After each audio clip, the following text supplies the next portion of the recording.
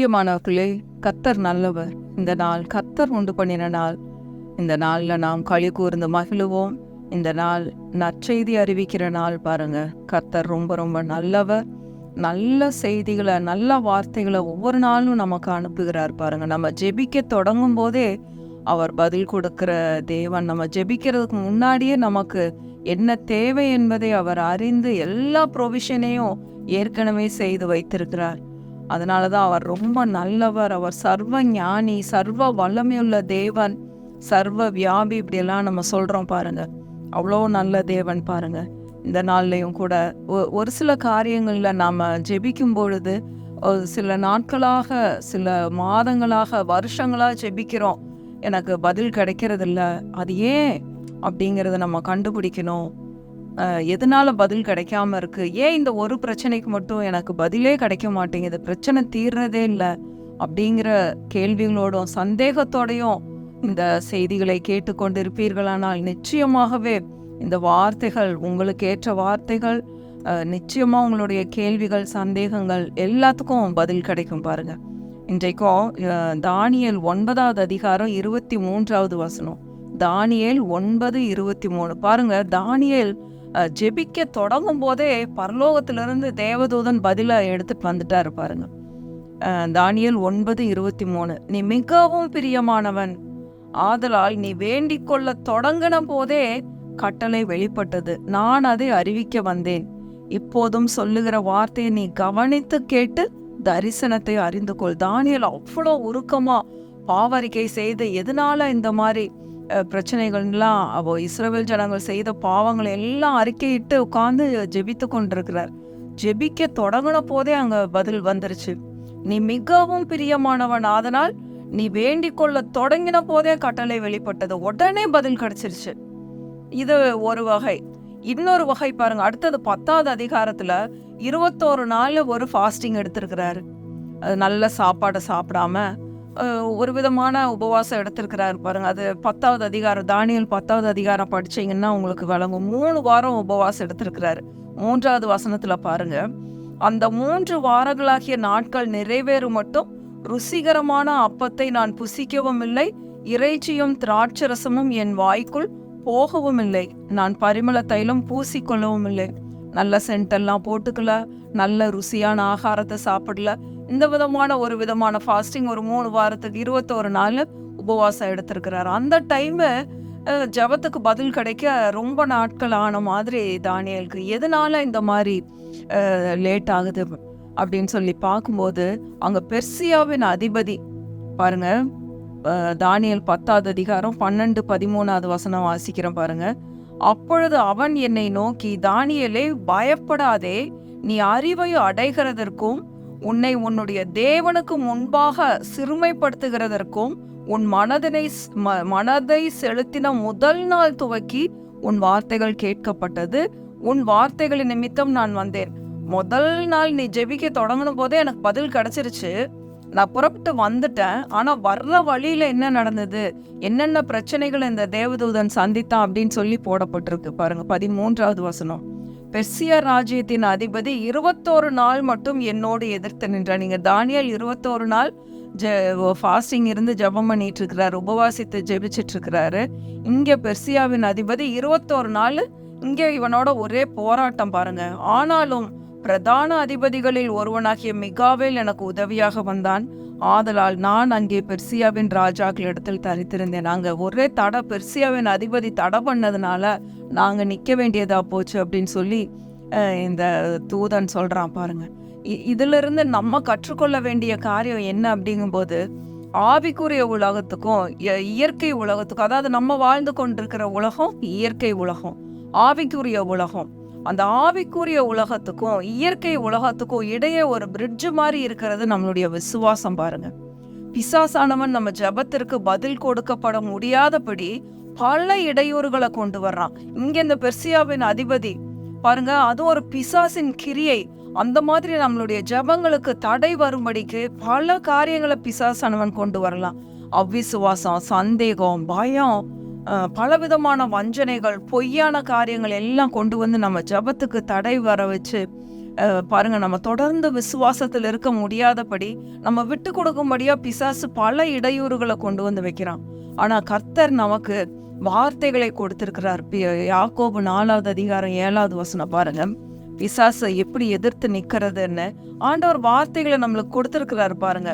பிசாசுக்கு எதிர்த்து நில்லுங்கள், அப்பொழுது அவன் உங்களை விட்டு ஓடி போவான் அப்படின்னு சொல்லப்பட்டிருக்கு பாருங்க. யாக்கோபு 4வது அதிகாரம் 7வது வசனம். ஆகையால் தேவனுக்கு கீழ்ப்படிந்திருங்கள், பிசாசுக்கு எதிர்த்து நில்லுங்கள், அப்பொழுது அவன் உங்களை விட்டு ஓடி போவான். ஜெப நேரத்துல பல பொய்களையும் அவிசுவாசத்தையும் பயத்தையும் அவன் கொண்டு வந்து போடும்போது நம்ம என்ன பண்ணணும்? ஜெபத்திலேயே அப்பாலே போ சாத்தானே, நமக்கு ஆண்டவர் அதிகாரத்தை கொடுத்துருக்காரு. எதிர்த்து நிக்கணும். எதிர்த்து நிற்கும் போது பிசாச நம்ம ஓடியே போவான் அப்படின்னு சொல்லி இங்க எழுதப்பட்டிருக்கு பாருங்க. அந்த நாட்கள்ல பழைய ஏற்பாட்டு காலத்துல தானியேல் ஒரு புது சிருஷ்டி கிடையாது. தானியேலுக்கு வேதம் கொடுக்கப்படல, எந்த ஒரு இதுவுமே இல்லை. ஆனா நமக்கும் இந்த நாட்கள்ல நாம் புது சிருஷ்டிகள், நமக்குள்ள ஆவியானவர் கொடுக்கப்பட்டிருக்கிறார், நமக்கு வேதம் இருக்குது, வார்த்தைகள் இருக்கு. ஆனா தானியேலுக்கு எதுவுமே இல்லை அந்த நாட்கள்ல. அதனால 21 நாட்கள் தொடர்ந்து பல தடைகளை மேற்கொள்ள வேண்டி இருந்தது. ஆனா நமக்கும் கர்த்தர் பாருங்க ஆவியானவரை கொடுத்திருக்கிறார், அவருடைய வார்த்தைகளை கொடுத்திருக்கிறார், எல்லாத்துக்கும் மேல அவருடைய அதிகாரத்தை நமக்கு கொடுத்திருக்கிறார். நம்ம வாயை திறந்து எதை சொல்றோமோ அது அப்படியே நடக்கும் அப்படின்னு சொல்லி மார்க் 11:23 போடப்பட்டிருக்கு. இருதயத்துல சந்தேகப்படாம நீங்க விசுவாசத்தோடு எதை கேட்குறீங்களோ அதை அப்படியே பெற்றுக்கொள்வீர்கள்னு. எவனாகிலும் இந்த மலையை பார்த்து நீ பெயர்ந்து சமுத்திரத்திலே தள்ளுண்டு போ என்று சொல்லி தான் சொன்னபடியே நடக்கும் என்று தன் இருதயத்தில் சந்தேகப்படாமல் விசுவாசித்தால் அவன் சொன்னபடியே ஆகும் என்று மெய்யாகவே உங்களுக்கு சொல்லுகிறேன்னு ஏசாண்டவர் சொல்றாரு பாருங்க. அப்போ நமக்கு வார்த்தைகள் கொடுக்கப்பட்டிருக்கு. ஆண்டவர் அந்த அதிகாரத்தை கொடுத்திருக்கிறாரு. அப்பாலே இப்போ சாத்தானேன்னு சொல்ற அந்த அதிகாரத்தை ஆண்டவர் நம்மளுக்கு கொடுத்திருக்கிறாரு பாருங்க. அதனால நம்ம இப்படிப்பட்ட விசுவாசத்தையும் அதிகாரத்தையும் உடையவர்களாய் நாம் ஜெபிக்கும் போது நம்மளுடைய ஜெபங்களுக்கு ஈஸியா பதிலை பெற்றுக்கொள்வோம் பாருங்க. என்னுடைய ஜெபத்துக்கு பதிலே கிடைக்கல, ஆண்டவர் என்ன பாக்குறதே இல்லை, கேட்கறதே இல்லை போல, எதனால என்னுடைய ஜெபத்துக்கு பதில் கிடைக்கிறது இல்லை, ஏன் இந்த காரியம் தாமதமாயிட்டே இருக்கு அப்படின்னு சொல்லி எல்லாம் நம்ம நினைக்கவே வேண்டாம். உங்களுடைய பிசினஸ்லயே ஆகட்டும், உங்க குடும்ப உறவுகள்லயே ஆகட்டும், பிள்ளைகள் விஷயத்துல ஆகிலும் எந்த ஒரு தடை வந்தாலும் அந்த தடைகளை எதிர்த்து நிற்கக்கூடிய பலத்தை ஆண்டவர் கொடுத்திருக்கிறார் பாருங்க.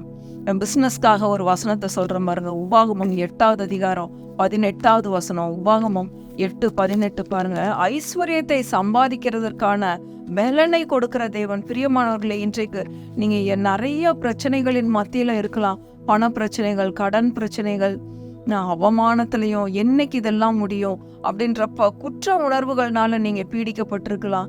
வேதம் இப்படியெல்லாம் நல்ல வசனங்களை கொடுத்துருக்கு, நான் ஏன் இன்னும் கடன்ல இருக்கணும், ஏன் எனக்கு திருப்பி செலுத்துறதுக்கான ஒரு கிருபை இல்லை அப்படின்னு சொல்லி நீங்க ஒரு வேளை யோசித்து கலங்கி தவித்து கொண்டு கேள்வியோடையும் சந்தேகத்தோடையும் வெட்கத்தினால நீங்க கலங்கினவர்களா இருக்கலாம் பாருங்க. ஆண்டவர் சொல்றாரு, உபாகமம் 8:18 பாருங்க. உன் தேவனாகிய கர்த்தரை நினைப்பாயாக, அவரே உன் பிதாக்களுக்கு ஆணையிட்டு கொடுத்த தம்முடைய உடன்படிக்கையை உறுதிப்படுத்தும்படி இந்நாளில் உனக்கு உண்டாயிருக்கிறது போல ஐஸ்வர்யத்தை சம்பாதிக்கிறதற்கான பலனை உனக்கு கொடுக்கிறவர். பாருங்க, ஐஸ்வர்யத்தை சம்பளம் பணத்தை சம்பாதிக்கிறதற்கான பலனை கொடுக்கிற தேவன். பிரியமானவர்களே, நம்மள பணம் இல்லாம ஆண்டவர் அப்படி விட்டு விடவே மாட்டார்.